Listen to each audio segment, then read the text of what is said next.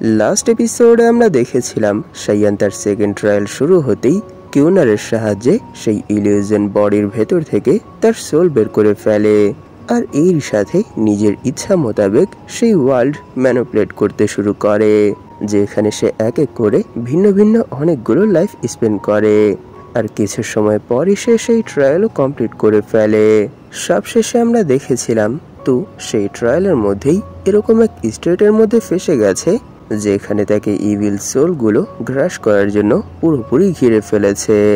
এই এপিসোডের শুরুতে শাইয়ান ভাবছিল সত্যি যদি কারোর মনে অনেক খারাপ চিন্তা ভাবনা চলে আসে তাহলে তাকে চারপাশ থেকেই এই ইভিল হাংরি সোলগুলো ঘিরে ফেলে, আর এভাবেই কিছু সময়ের মধ্যে তারা সেই পার্সনকে গ্রাস করে ফেলে। কিন্তু শিওয়ানের সাথে এরকম কিছুই হয়নি, কারণ তার বুদ্ধের প্রতি বিশ্বাস অনেক দৃঢ়। এরই জন্য এরকম খারাপ সিচুয়েশনে পড়ার পরও সে সেই ইলিউশন ওয়ার্ল্ড ব্রেক করে বের হয়ে আসতে পেরেছে। কিন্তু অপর পাশে তো তারও তাদের ধর্মের প্রতি বিশ্বাস অনেক দৃঢ়, কিন্তু তার এই ইভিল বিশ্বাসই এই ঘোষদেরকে আরো বেশি আকর্ষিত করেছে। তাই আমার মনে হয় যদি এভাবেই চলতে থাকে তাহলে তাকে এই ইভিল সোলগুলো 1-2 মিনিটের মধ্যেই পুরোপুরি ক্র্যাশ করে ফেলবে। এইসব দেখে মাস্টার বুঝি সেখানে সিরিয়াস হয়ে ভাবতে শুরু করে, হ্যাঁ এভাবেই সে এখনো এখানে এই পজিশনটা অনেক ভালোভাবেই মেনটেন করে রেখেছে। তখনই ওনার পাস্টের একটা কথা মনে পড়ে যখন তিনি তোকে এই সেক্টের মেন রুলস সম্পর্কে বোঝাচ্ছিলেন, যে আমাদের এই সুপ্রিম এসোটেরিক সেক্ট এটাও একটা বুদ্ধিস্ট সেক্ট, কিন্তু এখানে আমরা তাদের মতো কোনো ধরনের একঘেয়েমি কাজ করি না। আমরা এই সেক্টের মধ্যে এটা শেখাই যে একজন মানুষকে কিভাবে তার লাইফ স্পেন্ড করতে হবে। কখনো কোনো কিছুর উপর গিভ আপ করবে না, যেই জিনিসটা তোমার করার ইচ্ছা হয় সেই জিনিসটাই করবে। কখনোই কারোর কথা শোনার কোনো দরকার নেই, সব সময় শুধু নিজের মনকেই ফলো করবে। তোমার মন যেটা চায় সেটাই করবে। কখনোই অন্যের কথায় কান দেবে না, যে তারা তোমার কাজ সম্পর্কে অথবা তোমার সম্পর্কে কি বলে। সব সময় নিজের পথ নিজেই তৈরি করবে। প্রকৃতপক্ষে বৌদ্ধ ধর্মের সঠিক পথের দ্বিতীয় স্তরটি আমরা ফলো করি, যেখানে আমরা আমাদের মনের আকাঙ্ক্ষার প্রতি বিশেষ করে ফোকাস করি। এরই জন্য মানুষ আমাদেরকে রাক্ষসী মং অথবা ইভিল মংদের সেক্ট বলেও দাবি করে। আর সব থেকে বড় কথা হলো সেই ট্রায়ালের মধ্যে যখন তোমাদেরকে মৃত্যুর পরের 8টি কষ্ট এক্সপিরিয়েন্স করতে দেবে তখন সেই এক্সপিরিয়েন্স তোমাদের জন্য অনেক বেশি কঠিন হবে, কারণ এটা আমাদের সকল সুপ্রিম এসোটেরিক সেক্টের মেম্বারদের জন্যই কঠিন। তাই সেই সময় তোমাকে তোমার মন একেবারে স্থির রাখতে হবে। যদি এরকমটা করতে না পারো তাহলে নিশ্চয়ই তুমি সেই ট্রায়ালের মধ্যেই ক্র্যাশ হয়ে যাবে। আর এরকমটা শুধু তারাই করতে পারবে না যারা এখনো ইনার ডেভিলের উপর পুরোপুরি কন্ট্রোল আনতে পারেনি। কিন্তু এখানে তোমার জন্যই এটা অনেক ভালো একটা অপরচুনিটি হতে পারে, কারণ তুমি যদি সেই ট্রায়ালের মধ্যে মৃত্যুর পরের এই 8 ডিফিকাল্টির উপর কোনোভাবে কন্ট্রোল নিয়ে আসতে পারো তাহলে এটাই তোমাকে গ্রো আপ করতে অনেক বেশি সাহায্য করবে। তাই তো এখানে তুমি আমায় ডিসঅ্যাপয়েন্ট করো না, কারণ আমি তোমার উপর ভরসা করি। তখনই সেখানে শিদাউনের মাস্টার বলে, হেই আমার মনে হয় 1 মিনিটের মধ্যেই এই সোল ধূপকাঠিটাও শেষ হয়ে যাবে, তাই তুমি এখন এই ট্রায়াল এন্ড করার জন্য তৈরি হয়ে থাকো।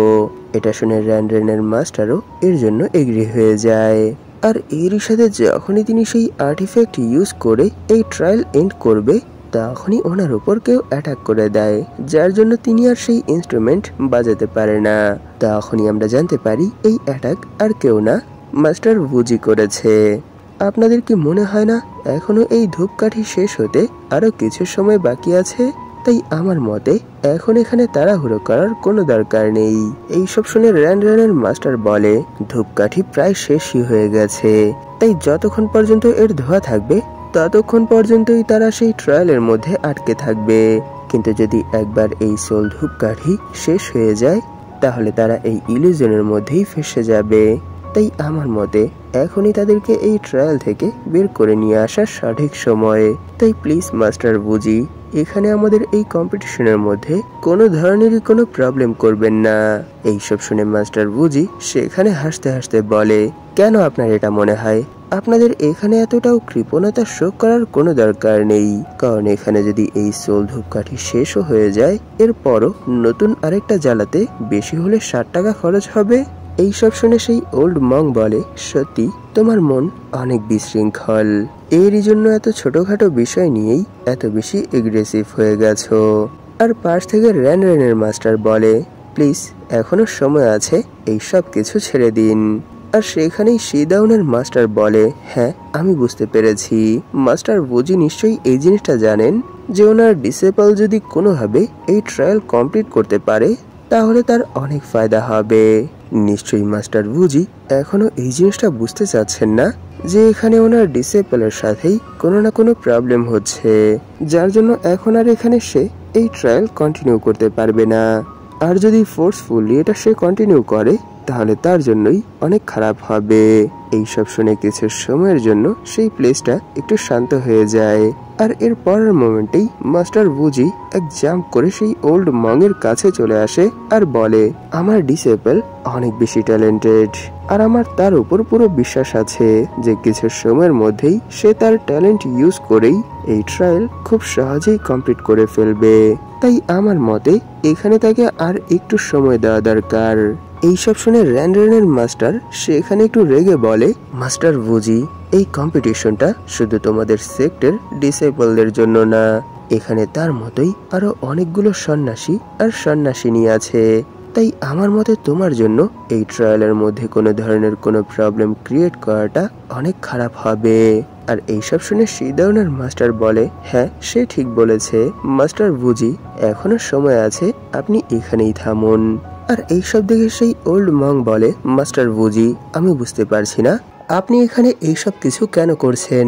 তাদের এইসব কথা শুনে মাস্টার বুঝি বলে, তোমরা কি ভেবেছো আমি কি তোমাদের এইসব কথায় অনেক বেশি ভয় পেয়ে যাব? না, এরকমটা কখনোই হবে না।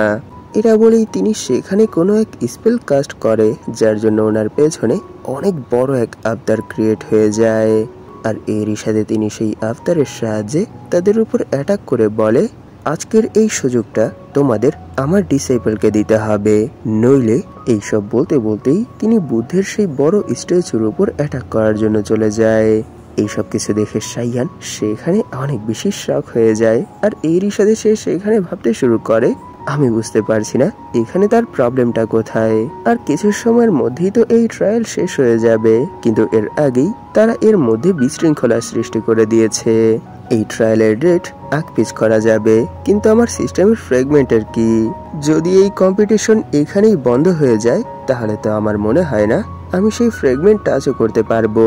সে যখন এইসব কিছু ভাবছিল তখনই সে সেখানে কিছু ফিল করে অনেক বেশি শক হয়ে যায়। আর এরই সাথে যখনই সে পেছনে ঘুরে তাকায় তখনই সে দেখতে পায় তোর অবস্থা অনেক বেশি খারাপ হয়ে গেছে, কারণ সেই ইভিল হাংরি ঘোস্টগুলো তাকে পুরোপুরি চারদিক থেকে ক্যাপচার করে ফেলেছে। আর এরই সাথে তার বডিও ক্র্যাশ করতে শুরু করে দিয়েছে। এইসব দেখে সেখানে সেই মাস্টাররাও অনেক বেশি শক হয়ে যায়। আর তার ডিসেবলের এই অবস্থা দেখে মাস্টার বুঝি সেখানে সব থেকে বেশি শক হয়। আর এরই সাথে তিনি সেখানে আর কোনো সময় নষ্ট না করে এক চান্সে তোর কাছে চলে আসে আর এরই সাথে তাকে সেখানে শান্ত করার চেষ্টা করে। এইসব দেখে শিদাউনের মাস্টার চিল্লাতে চিল্লাতে বলে, হেই এখানে তোর অবস্থা অনেক বেশি খারাপ হয়ে গেছে, যদি এভাবেই কন্টিনিউ হতে থাকে তাহলে আমার মনে হয় না সে এই ট্রায়াল শেষে জীবিত বাড়ি ফিরতেও পারবে, তাই দ্রুত সেই ঘন্টা বাজিয়ে এই ট্রায়াল ডিসমিস করো। এইসব শুনে র্যানের মাস্টার যখনই সেই আর্টিফ্যাক্ট বাজানোর চেষ্টা করে তখনই আবার মাস্টার বুঝি তার উপর অ্যাটাক করে দেয় আর বলে, এরকম কিছু করার সাহসও করো না। এটা শুনে র্যানের মাস্টার এইবার অনেক বেশি রেগে যায়। আর এরই সাথে তিনি সেখানে চিল্লাতে চিল্লাতে বলে, এই এখন এটা একটু বেশি হয়ে যাচ্ছে, তোমার কি মনে হয় তোমার ডিসেবল কি এখন এরকম কোনো অবস্থায় আছে যা দেখে তুমি এখানে আমাদেরকে থামতে বলছো? যদি এভাবেই কন্টিনিউ হয় তাহলে নিশ্চয়ই এটা তার উপরই অনেক বড় এক ক্ষতি নিয়ে আসবে। তাহলে বলো তুমি কি এটা চাও যে তোমার একমাত্র ডিসেবল পঙ্গু হয়ে যাক? এইসব শুনে মাস্টার বুঝি বলে, বাঁচা আর মরা এই সব কিছুই তার ভাগ্যের উপর ডিপেন্ড করে, তাই আমি এখন পুরোটাই তার ভাগ্যের উপরই ছেড়ে দিচ্ছি। কিন্তু এই বিষয়ে আপনাদেরকে টেনশন করার কোনো দরকার নেই, কারণ তার সাথে যা কিছু হবে সেই সব কিছুর দায়িত্ব আমি নিজের উপর নিচ্ছি। সেখানের এরকম সিচুয়েশন দেখে সাইয়ান ভাবছিল সত্যি তারা অনেক বেশি নিষ্ঠুর, কিন্তু আমার মনে হয় এটাই সঠিক সময় যখন আমি এখানে আবার তাদের সামনে আসতে পারবো। আর অন্যদিকে আমরা তুকে দেখতে পাই সে এখনো এই ট্রায়াল কন্টিনিউ করছে, যার জন্য সেই ইভিল ঘোস্টগুলো অনবরত তার উপর বাইট করছে। আর এক এক বাইটে তার বডি থেকে অনেকগুলো করে ব্লাড বের হচ্ছে। আর এই সময় সে সেখানে শুধু চিল্লানো ছাড়া আর কিছুই করতে পারছে না। তখনই সেখানে সাইয়ান চলে আসে আর এরই সাথে সে সেখানে এক ফ্লাওয়ার ক্রিয়েট করে বলে, যাও, সত্যি অনেক দেরি হয়ে গেছে, তাই এখন এখানে এই দরিদ্র সন্ন্যাসীকেও তোমার এই কষ্টের বোঝা ভাগাভাগি করে নিতে দাও। এইসব বলেই সে সেই ফ্লাওয়ার তোর দিকে পাঠিয়ে দেয়। আর এরই সাথে আমরা দেখতে পাই তোর চারপাশে স্কেলেটন দিয়ে ভরে গেছে আর সে সেই স্কেলেটনদের মধ্যেই ফেসে আছে। এইসব দেখে সেখানে মাস্টার বুজিও অনেক বেশি শক হয়ে যায়। আর এরই সাথে তিনি বলে, এইসব আবার কি? আর এইসব দেখে র্যান্ডারের মাস্টারও সেখানে একটু শক হয়ে বলে, এর মানে কি দানবের শ্রেষ্ঠত্ব অন্যদের ক্ষুধার্ত ভূতেদেরকেও অ্যাবজর্ব করতে পারে, কিন্তু এটা কি করে হতে পারে? আর পাশ থেকেই শিদাউনের মাস্টার বলে, সত্যি এটা তো পুরোপুরি অবিশ্বাস্য, তাহলে এই সেই মহৎ শিষ্য। আর পাশ থেকেই সেই ওল্ড মং বলে, আমার জানা মতে কেউ কখনোই ক্ষুধার্ত ভূতেদেরকে শেষ অথবা অ্যাবজর্ব করতে পারে না, শুধু তাদেরকে মুক্তি দিতে পারে। কিন্তু এখানে আজ ওনার এই টেকনিক দেখে মনে হচ্ছে না, এরকমও কিছু টেকনিক আছে যেগুলো সেই ক্ষুধার্ত ভূতেদেরকে অ্যাবজর্ব করতে পারে। সত্যি এরকম কোনো কিছুই আমরা আগে কখনো দেখিওনি আর এই সম্পর্কে শুনিওনি, কিন্তু ওনার এই অ্যাবিলিটি দেখে এই জিনিসটা বোঝা যাচ্ছে যে নিশ্চয়ই তিনি সেই পার্সন যে এই মহৎ স্কিল আবিষ্কার করেছেন। তখনই আমরা তুকে দেখতে পাই তার চারপাশে যেই হাংরি ঘোস্টগুলো ছিল সেই সবগুলোই গায়েব হয়ে গেছে।